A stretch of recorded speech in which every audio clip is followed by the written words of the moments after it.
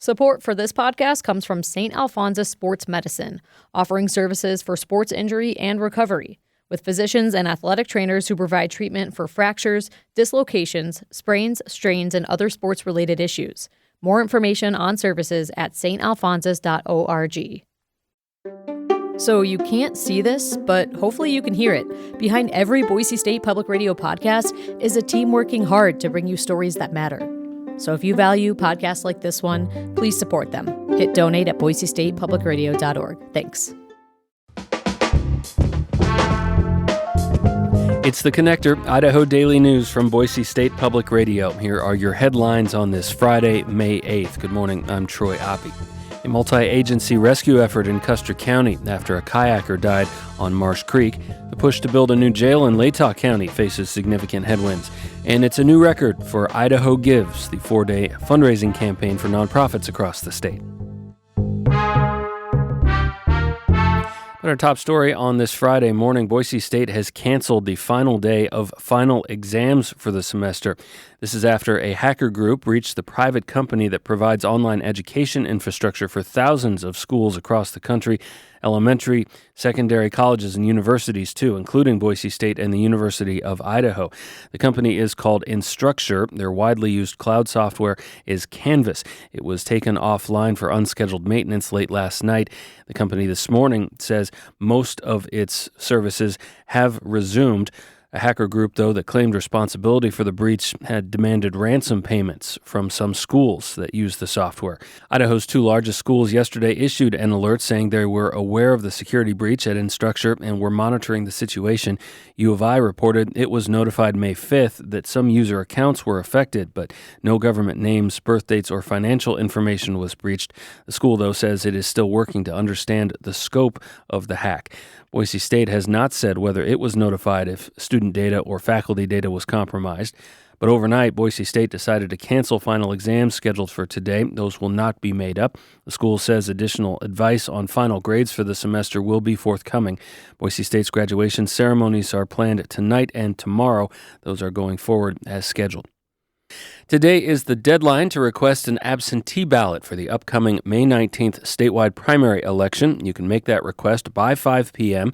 at the Secretary of State's elections website, voteidaho.gov. Absentee ballots can be requested for any reason, but must be received by your local county clerk's office by 8 p.m. on Election Day to be counted. That means mailing at least several days in advance of Election Day or using a ballot drop box. Those are managed by your local county. Early voting is open in most Idaho counties right now as well, through May 15th. A kayaker died this week after becoming stuck under logs on Marsh Creek near Stanley. This is a tributary that rafters can use to access the middle fork of the Salmon River. Custer County Search and Rescue was deployed Tuesday evening after the Valley County Sheriff's Office notified Custer County it had received text messages to 911. A rescue helicopter from St. Luke's Wood River was deployed, but could only land about a mile or so away. Crews had to hike in. The Idaho National Guard was also called out for help and was able to get the victim delivered to an ambulance at Boundary Creek on Highway 75, but that person was not able to be revived, according to the Custer County Sheriff's Office. On Wednesday, a helicopter from the Spokane County Sheriff's Office in Washington State was deployed to try to get more people from that rafting party evacuated from their trip and help get gear downstream to a takeout point. Those efforts continued yesterday. No other injuries to that group were reported. The push to build a new jail in Latah County faces significant headwinds, despite a survey showing more than half of respondents support the project. Here's James Dawson with more. Latah County closed its jail last year after failing 2 inspections. The local sheriff's office, which ran the jail, said its electrical and fire suppression systems had problems. Inmates are currently being held in Lewiston, about 45 minutes south of town. Consultant Jace Perry told county commissioners this week that they should plan for the new jail to last the next 100 years and to size it appropriately. Doing a long-term solution that meets your needs now and in the future is actually more cost-effective over time than trying to band-aid it or do a little bit or do the minimal amount. Commissioners will decide how big of a jail they want to propose over the coming weeks. People who testified on Tuesday were largely supportive, like County Treasurer B.J. Swanson. But she says the 66% majority needed to pass a bond is too hard to get, and that commissioners should instead lobby state lawmakers to let them increase the local sales tax to pay for it. We'll accomplish that faster than writing a direct bond. A direct bond that directly competes with school bonds? Please don't do that. Counties across the state like Ada and Canyon have failed repeatedly to pass jail bonds in recent years. James Dawson, Boise State Public Radio News.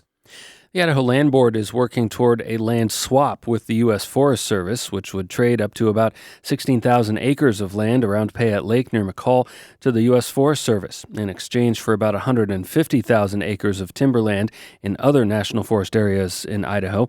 The Valley Lookout reports the State Land Board directed its Department of Land staff to do more diligence on the 4 variations of the proposed land swap, which would need both Land Board and congressional approval to take effect. The different variations of the plan are for different amounts of land around the northern 2/3 of Payette Lake. State-owned lands are managed for timber production and recreation opportunities. In order to generate income, the state distributes primarily to schools as well as some other state agencies.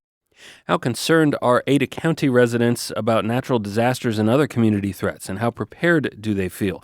Those are questions the county wants your help answering in a new survey posted this week. The 5-minute survey will inform Ada County as it works to update its multi-hazard mitigation plan that guides community planning around threats of wildfire, flood, earthquakes, and more. The survey is at adacounty.id.gov.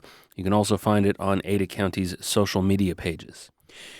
It's a new record campaign for Idaho Gives, the 4-day fundraising drive benefiting nonprofits across the state. At the final bell last night at midnight, more than 15,000 donors had given nearly $5.9 million this year.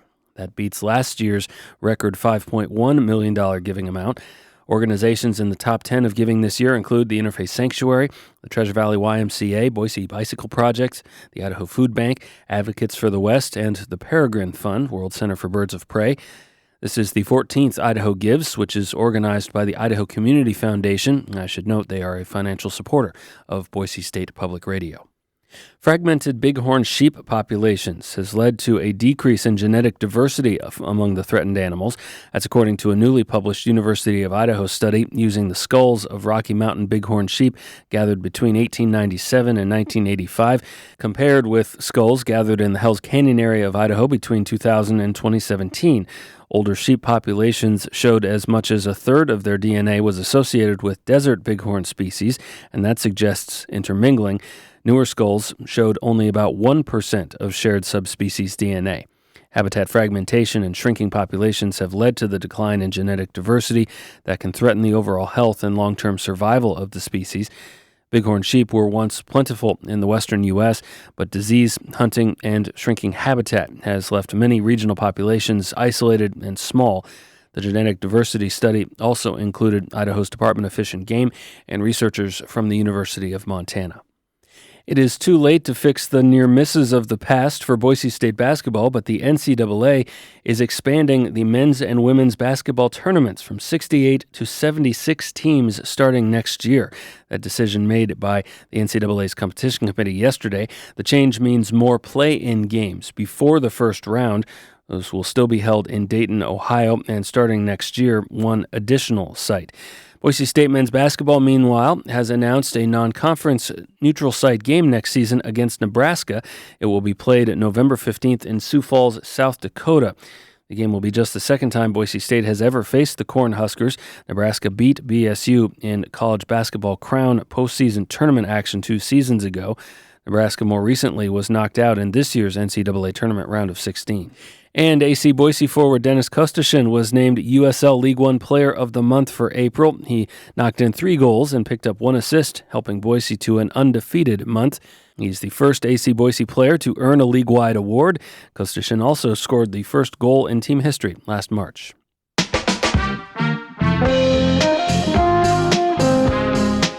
I'm Troy Oppie. Thanks for listening to The Connector on this Friday. Hope you make it a great weekend and hope you're prepared for some very warm temperatures. The National Weather Service says it could get into the low 90s for Boise on Sunday. Be sure to join us again on Monday for the next episode of The Connector, Idaho Daily News from Boise State Public Radio.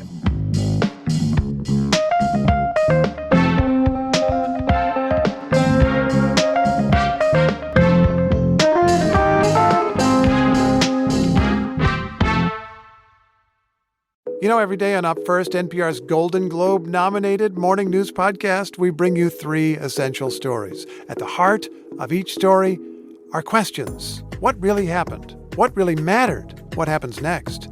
At NPR, we stand for your right to be curious and to follow the facts. Follow Up First wherever you get your podcasts and start your day knowing what matters and why.